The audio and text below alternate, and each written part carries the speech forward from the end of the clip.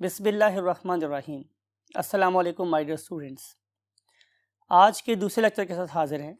Lecture का number है 10 और हम पढ़ने वाले हैं concept of differentiation and induction. क्या होता है ये कॉन्सेप्ट ऑफ डिफरेंशिएशन और इंडक्शन? इसको अंडरस्टैंड करने के लिए ज़ाहिर है we have to go to the white board. Yes my dear students, we are going to study the concept of differentiation. हमेशा की तरह से लेक्चर को उसी पॉइंट से शुरू करेंगे कि जहां से हम आमतौर पर शुरू करते हैं, मीन एक जाइगोट से। आपको याद है कि ये हमारे पास क्या था, एक जाइगोट। और अगर आप इस पर्टिकुलर जाइगोट को देखें तो हमेशा बोलता हूं मैं कि यहाँ पे दो बड़ी इंपॉर्टेंट चीज़ें हैं। उनमें से एक मेरे पास क्या है, combination of male and female pronuclei. It was basically making the animal pole, और जो बाकी चीज में शामिल है ज़ाहिर है वो फूड है, that is called as a vegetal pole. इस मेजर फीमेल प्रोन्यूक्लियस की फ्यूजन से बन गया एक 2n नंबर ऑफ क्रोमोसोम वाला न्यूक्लियस। तो हमारे पास जितनी भी इंफॉर्मेशन है, अब तक जो एक्सपेरिमेंट हमने किए हैं उनसे ये पता चलता है कि जितनी भी इंफॉर्मेशन है वो सारी की सारी न्यूक्लियस के अंदर प्रेजेंट होती हैं।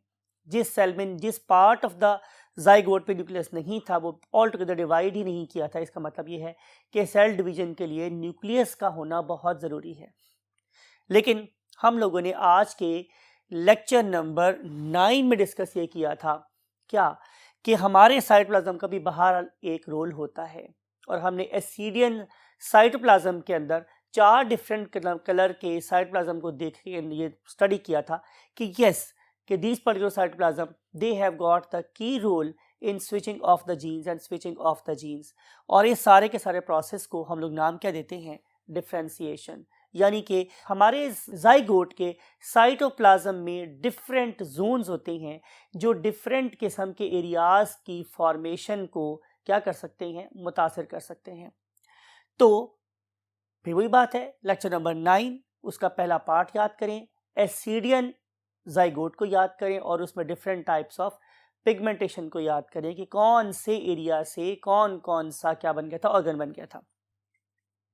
इस चीज को अंडरस्टैंड करवाने के लिए हमारे पास एक साइंटिस्ट थे, उसके नाम क्या था मेरे पास स्टूडेंट्स, स्पीमैन। इस पर्टिकुलर साइंटिस्ट ने जिसका नाम क्या था स्टूडेंट्स, स्पीमैन, इन्होंने एक सीरीज ऑफ एक्सपेरिमेंट की। उन्होंने किया क्या my dear students, look at this diagram जो मैं आप लोगों के लिए ड्रॉ कर रहा हूं कि ये उन लोगों के पास क्या है, एक एम्ब्रियो है, डेवलपिंग एम्ब्रियो। चले हम उसको इस से शो कर लेते हैं कि ये एम्ब्रियो डेवलप हो रहा है। और ये मैं आपको इस पर्टिकुलर एम्ब्रियो का लेटरल व्यू दिखा रहा हूँ, साइड वाला व्यू। और अगर मैं इसका सेक्शन कट करूं तो वो ये है, यानी कि अब हम ये वाला व्यू देख रहे हैं। इस वाले केस में हम ये वाला व्यू देख रहे हैं। It is called as lateral view, it is called as cross sectional view. तो मैंने क्या देखा स्टूडेंट्स कि at the time of invagination, जब मेरे पास डिफरेंट सेल्स थे वो एम्बॉलिक और एपिबॉलिक मूवमेंट शो कर रहे थे, तो इस पर्टिकुलर एरिया में इकट्ठी हो गई थी क्या, एक मेसोडर्म जिसका नाम मेरे पास क्या था, नोटोकॉर्डल मेसोडर्म और chorda mesoderm, and that very chorda mesoderm is lying somewhere here. ये है कॉर्डा मेसोडर्म और notochordal mesoderm, that is lying beneath ectoderm, ectoderm के नीचे है। हेल्स भी मैंने क्या किया माय डियर स्टूडेंट्स, उसने इस पर्टिकुलर मेसोडर्म के ऊपर वाले एरिया में से कुछ सेल्स निकाल दिए, कट कर दिए, समथिंग लाइक इट, यहां से कुछ सेल्स रिमूव कर दिए। अगर मैं आपको इसी पर्टिकुलर एनिमल को ऐसे दिखाऊं, वर्टिकल टॉप से दिखाऊं, तो उसने कुछ यूं किया माय डियर स्टूडेंट्स कि उसने इस पर्टिकुलर एम्ब्रियो में से, लुक एट दिस, ये मेरे पास एम्ब्रियो है और इसके नीचे नजर आ रही है मुझे क्या, कॉर्डा मेसोडर्म फॉर एग्जांपल, और इसके ऊपर मुझे नजर आ रही है, मैं इरेज करके दिखा रहा हूं, इरेज कर रहा हूं आप लोगों के लिए, कि नीचे आपने इमेजिन ये करना है कि नीचे मेसोडर्म प्रेजेंट है और इसके ऊपर ये प्रेजेंट है डिफरेंट किस्म की क्या, एक्टोडर्म। फिर दोबारा रिवाइज कर रहा हूं ताकि आपके माइंड में पिक्चर बैठ जाएगी। रिमेंबर कि नीचे मेसोडर्म प्रेजेंट है, उसने ऊपर वाली एक्टोडर्म में से नीचे एंड मेसोडर्म प्रेजेंट है, कौन सी वाली, कॉर्डा मेसोडर्म, उसने ऊपर वाले एरिया में से कुछ सेल्स को ऐसे करके निकाल दिया, काट दिया, उसके अंदर से कुछ सेल्स रिमूव कर दी। उसके बाद उसने इन सेल्स को रिमूव करके एक बायोलॉजिकल सॉल्यूशन में डाल दिया और ये जो कटे हुए सेल्स हैं वो ये पड़े हुए। A solution that can keep the cells alive is called as biological solution. इसमें जाहिर है वो तमाम की तमाम इसेंशियल्स प्रेजेंट है जो सेल्स को जिंदा रखने के लिए जरूरी थी। हमने इस पर्टिकुलर चीज को कट करके यहां पे लगा दिया, तो हमने क्या देखा, मेसोडर्म प्रेजेंट है, एक्टोडर्म का एक पार्ट निकल के या निकाल के सॉरी हम लोगों ने यहां रख दिया है। This is a part of what, ectoderm. तो इस एक्टोडर्म को मैंने निकाल के बायोलॉजिकल सॉल्यूशन में डाल दिया है, बायो सॉल्यूशन, राइट। हमने क्या देखा कि इस बायो सॉल्यूशन में ये वाली एक्टोडर्म बिल्कुल हेल्दी रही, लेकिन इंपॉर्टेंट बात ये है कि इस पर्टिकुलर एक्टोडर्म का काम क्या था। कैन एनीबॉडी गेस, आप में से किसी को याद हो कि what is the fate of ectoderm? Ectoderm का फेट होता है हमारे डियर स्टूडेंट्स कि एक्टोडर्म से हमने दो बड़ी इंपॉर्टेंट चीजें बनवानी है, और भी बनती हैं, अब आपने सिर्फ बेस बनानी है मैंने आप लोगों की। Number one is skin and other one is NS. NS stands for nervous system. Ectoderm से फिर रिवाइज कराऊं, एक्टोडर्म का मतलब है ये ऊपर वाली लेयर, कौन सी लेयर कि जो जाहिर है मेसोडर्म के ऊपर है, उससे बनता है नर्वस सिस्टम, और जो बाकी साइडों वाली एक्टोडर्म है उससे क्या बनती है, उसकी स्किन, राइट।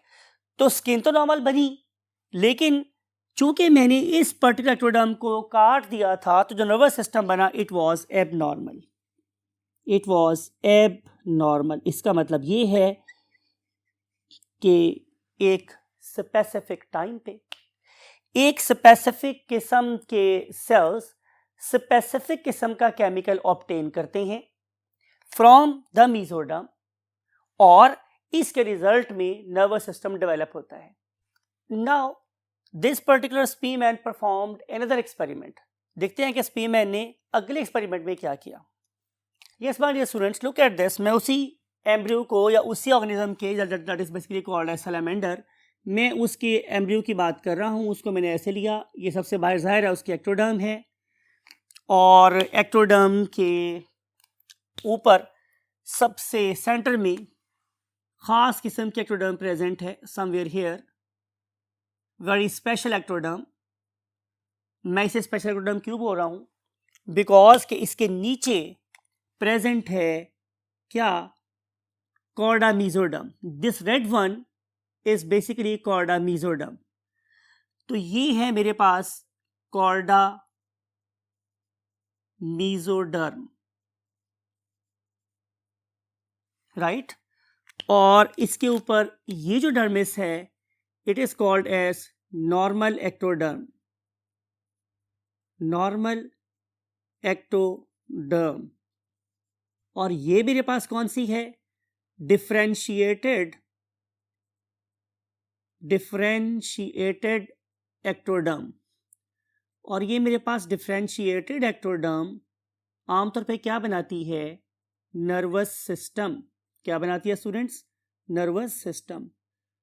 और इससे पहले वाले एक्सपेरिमेंट में हैंस पी मैंने क्या दिखाया था कि अगर मैं इस डिफरेंशिएटेड एक्टोडर्म को निकाल दूं या उसका एक पीस निकाल दूं तो हमेशा एक डिफेक्टिव नर्वस सिस्टम बनता है।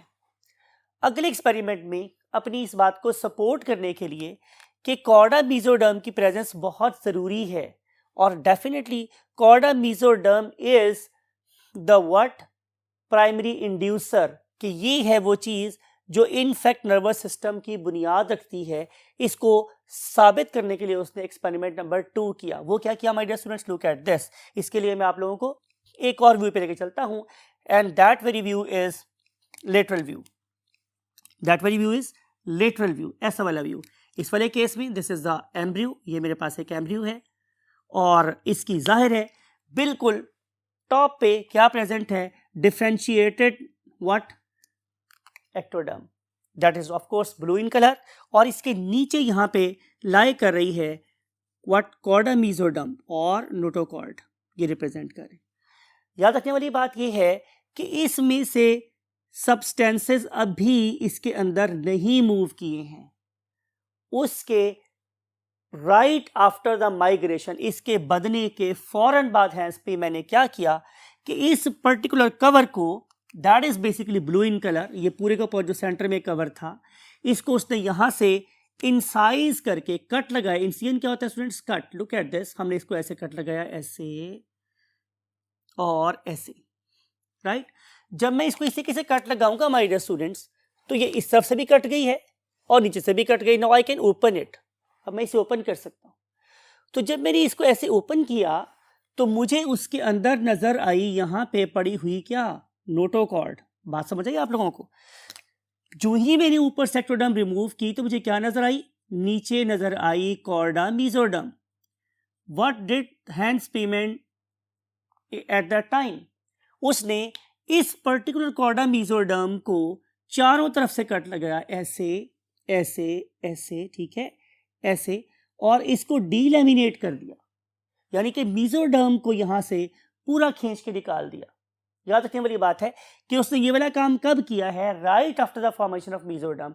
उसने मीजोडर्म को अलाउ नहीं किया कि वो कोई भी केमिकल सिग्नल एक्टोडर्म तक भेजे, उससे पहले ही उसने इस पर्टिकुलर कॉर्डा मीजोडर्म को यहां से रिमूव कर दिया और यहां से भी क्या कर दिया? Remove. Now it is an embryo, it is a zygote that is basically without what? Mesoderm. और उसके बाद उसने इस एक्टोडर्म को दोबारा से बंद कर दिया, यानी कि एक्टोडर्म स्टिल देयर, ये एक्टोडर्म यहाँ पे अभी भी प्रेजेंट है, there is no damage to it, ये बिल्कुल वैसे ही है। और यहाँ पर भी बिल्कुल ये दोबारा हमने सील कर दिया है, यहाँ पे दोबारा से अटैच कर दिया, ये रिजनरेट होगी और रिजनरेट होने के बाद जाहिर है ये दोबारा एक नॉर्मल क्या हो जाएगी? स्किन या नर्वस सिस्टम इसको बनना चाहिए। लेकिन हमने क्या देखा कि in the absence of mesoderm, there is no development of nervous system. Nervous system बना ही नहीं।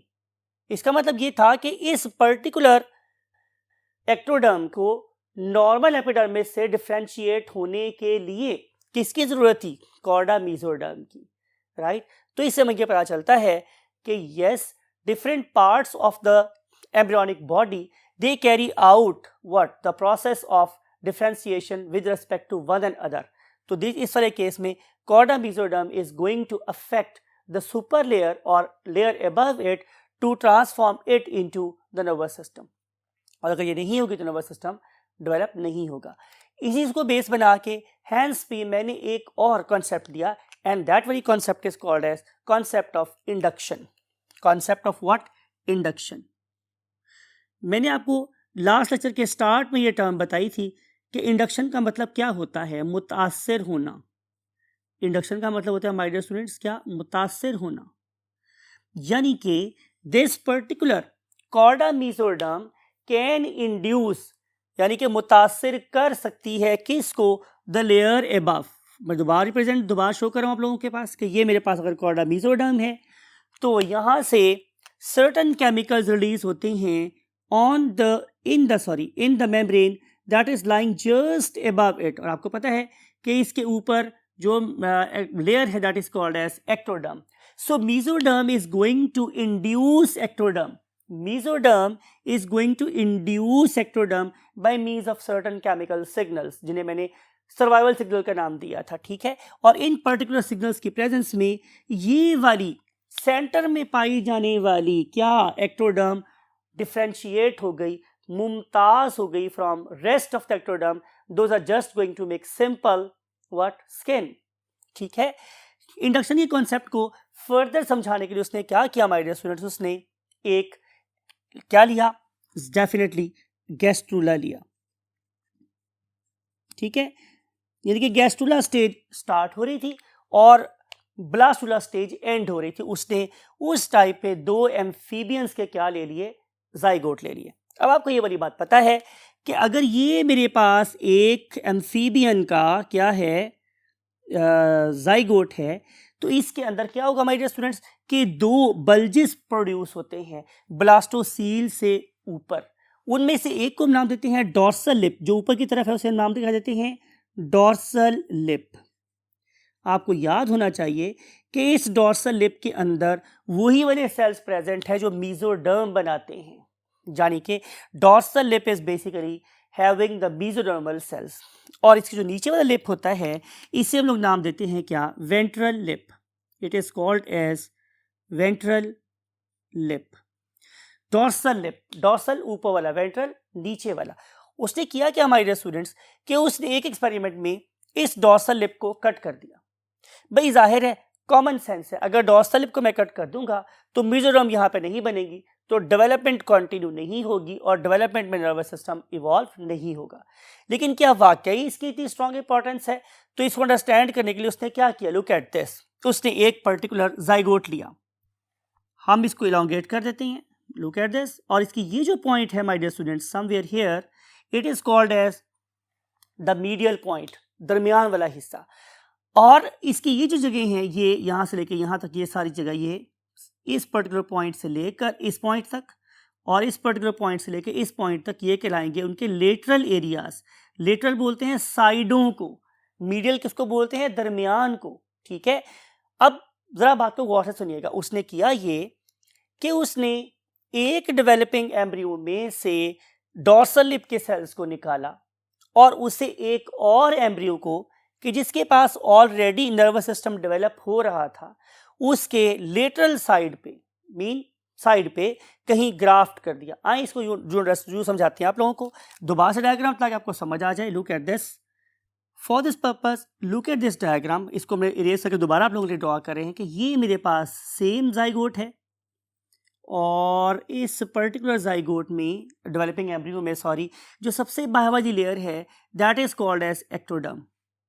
ठीक है, एक्टोडर्म को मैंने यहाँ ब्लैक ड्रॉ किया था, इसीलिए मैंने यहाँ ब्लैक ड्रॉ किया, अदरवाइज यहाँ पे एक्टोडर्म मैंने ब्लू ड्रॉ की हुई है, लेकिन एक्टोडर्म हमेशा सबसे बाहर होती है, सिंपल सी बात है। दिस इज एक्टोडर्म, और इस एक्टोडर्म के नीचे मुझे नजर आ रही है क्या, और एक ऑलरेडी एग्जिस्टिंग मेसोडर्म। कौन सी मेसोडर्म है, नोटोकॉर्डल मेसोडर्म।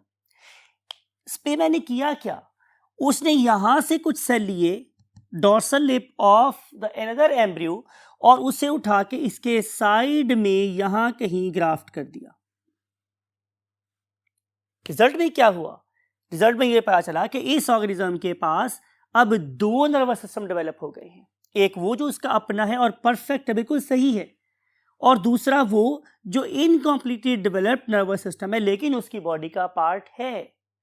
राइट, अब देखें कि इन पर्टिकुलर सेल्स का किसी दूसरे ऑर्गेनिज्म में, किसी दूसरे एम्ब्रियो में जाके एक और नर्वस सिस्टम बनाने की बुनियाद रखना इस बात को रिप्रेजेंट करता है कि definitely this particular you can say mesoderm has the ability to induce, मुतासिर करने की एबिलिटी है to the ectodermal cells lying just above it to convert themselves into what the nervous system। तो इससे हमें ये पता चलता है कि mesodermal cells they have the ability to affect the neighboring cells। अब देखना ये है कि क्या मेरे पास मेसोडर्म सिर्फ और सिर्फ कॉर्डा मेसोडर्म होती है, तो आंसर इज नो। हमारे पास मेसोडर्म में बहुत से किस्म के सेल्स होते हैं। फॉर एग्जांपल कि इन्हीं में वो सेल्स हैं जो सोमाइट्स बनाते हैं, इन्हीं में से वो वाले सेल्स हैं जो स्केलेटल सिस्टम बनाते हैं, वो वाले सेल हैं जो हमारा मस्कुलर सिस्टम बनाते हैं। तो यहाँ पे बहुत से क्या है, सेल्स हैं जो डिफरेंट किस्म की चीज़ों को बनवा रहे हैं और अपने नीचे, अपने साइड पे और अपने ऊपर जो प्रेजेंट सेल्स को अफेक्ट करते हैं और कोरेस्पॉन्डिंग चीज़ें बनवाते रहते हैं।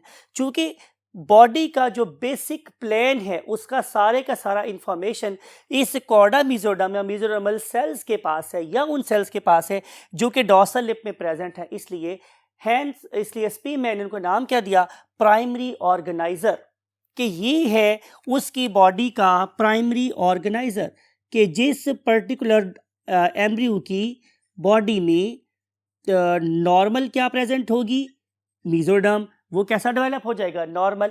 तो जब तक मेसोडर्म नॉर्मल है और वो नॉर्मल पोजीशन पे अपना काम कर रही है, नॉर्मल केमिकल सिग्नल सेंड कर रही है, तो डेवलपमेंट कैसी रहेगी, नॉर्मल। लेकिन अगर इस पर्टिकुलर मेसोडर्म के सेल्स गलत जगह पे प्लेस हो जाएंगे तो गलत सिस्टम की डेवलपमेंट स्टार्ट हो जाएगी। और अगर इस मेसोडर्म ने अपने केमिकल सिग्नल साथ वाले सेल्स को ना दिए तो भी डेवलपमेंट एबनॉर्मल हो सकती है, और अगर नेबरिंग सेल्स ने उनकी इंफॉर्मेशन को एक्सेप्ट ना किया तो भी डेवलपमेंट एबनॉर्मल हो सकती है।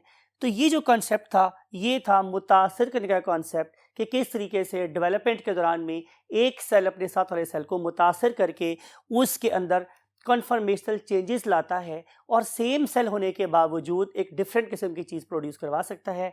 जैसे मैंने अभी आप लोगों से बोला कि cells of the ectoderm lying just above mesoderm will always give rise to nervous system and rest of the cells will make the normal skin. So that's it from the concept of the induction and the concept of differentiation. आप लोगों से इंशाल्लाह हम लोग मिलेंगे अब कल और आप लोगों से बातें करेंगे आपके और अपने बूढ़ा होने की। Mean to say that we shall discuss about the ageing. Till that time again मैं बोलता हूँ आप लोगों से हमेशा कि चीज़ों को अंडरस्टैंड करें। जब आप चीज़ों को अंडरस्टैंड करेंगे तो आपके लिए चीज़ों को लिखना भी आसान हो जाएगा, उसके लिए रट्टे की ज़रूरत फिर नहीं रहेगी। तो always try to have concept in your mind, इस दुआ के साथ कि आप चीज़ों को कॉन्सेप्चुअल बेसिस पे निगाह बीना के साथ देखने में कामयाब हो। आई वॉन्ट टू से यू अल्लाह हाफिज़।